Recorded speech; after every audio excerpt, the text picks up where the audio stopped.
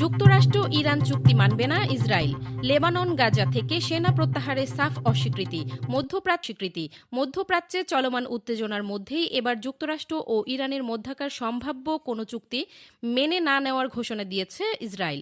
একই সঙ্গে লেবানন ও গাজা উপত্যকা থেকে নিজেদের সেনা প্রত্যাহারেও সাফ অস্বীকৃতি জানিয়েছে দেশটি। আন্তর্জাতিক মহলের লাগাতার চাপের মুখেও নিজেদের সামরিক সিদ্ধান্তে অনড় রয়েছে তেল আবিব। আন্তর্জাতিক সংবাদ মাধ্যমগুলোর খবর অনুযায়ী মধ্যপ্রাচ্যে সংঘাত এড়াতে এবং আঞ্চলিক স্থিতিশীলতার স্বার্থে যুক্তরাষ্ট্র ও ইরানের মধ্যে পর্দার আড়ালে আলোচনা বা বোঝাপড়া চলছে বলে গুঞ্জন রয়েছে। তবে ইসরায়েল স্পষ্ট জানিয়ে দিয়েছে, এমন কোনো চুক্তির শর্ত তাদের জন্য প্রযোজ্য হবে না। ইসরায়েল প্রশাসনের দাবি, মধ্যপ্রাচ্যে যুদ্ধবিরতি বা পরমাণু কর্মসূচি নিয়ে ওয়াশিংটনে ও তেহরানের মধ্যে কোনো ধরনের আপোষ হলে তেল আবিব তা মানতে বাধ্য থাকবে না।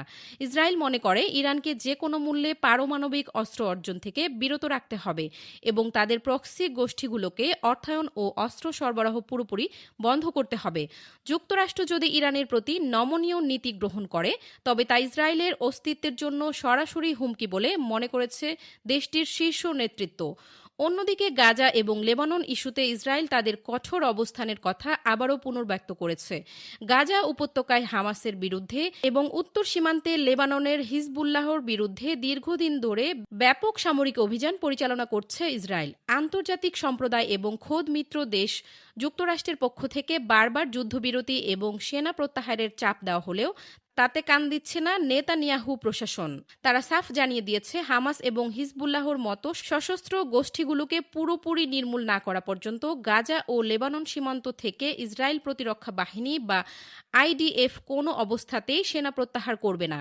ইসরায়েলের শর্ত, যতক্ষণ পর্যন্ত তাদের অপহৃত বন্দীদের নিরাপদে ফিরিয়ে আনা না হচ্ছে এবং এই অঞ্চলগুলো থেকে ইসরায়েলের ওপর হামলা সক্ষমতা পুরোপুরি ধ্বংস না হচ্ছে, ততক্ষণ স্থল ও বিমান হামলা অব্যাহত থাকবে। নিজেদের নাগরিকদের নিরাপত্তা নিশ্চিত করতে সামরিক অভিযান চালিয়ে যাওয়ার ঘোষণাই দিয়েছে তারা। ইসরায়েলের এমন কড়া বার্তার পর মধ্যপ্রাচ্য পরিস্থিতি আরও জটিল আকার ধারণ করেছে বলে মনে করেছেন বিশ্লেষকরা। এদিকে বাইডেন প্রশাসন চাইছে কূটনৈতিক আলোচনার মাধ্যমে সংঘাতের লাগাম টানতে। অন্যদিকে ইসরায়েলের এই অনড় অবস্থান সেই শান্তি প্রচেষ্টাকে বড় ধরনের চ্যালেঞ্জের মুখে ফেলেছে।